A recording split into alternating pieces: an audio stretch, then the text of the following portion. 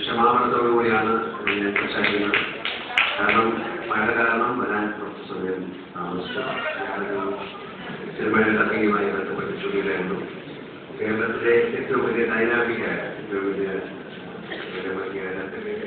കുറേ സമയം നമ്മൾ നിർത്തി എന്നുള്ളതാണ് നമ്മുടെ മേയറെ MLA നേടുന്നത്. അദ്ദേഹത്തിനോടും അവരോടൊക്കെ ഉള്ളൊരു ക്ഷമയോടെ ഞാൻ ആരംഭിക്കാം. സയൻസ് അസോസിയേഷനെ കുറിച്ച് ഞാനൊന്നും പറയാത്ത കാര്യം ഏറ്റവും കൂടുതൽ സ്നേഹിക്കുകയും ഞാൻ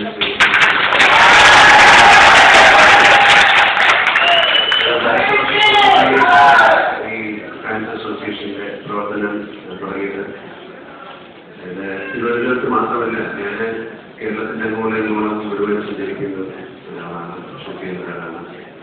സോ നല്ല പ്രവർത്തനങ്ങൾ മാത്രമാണ് നമ്മുടെ അസോസിയേഷൻ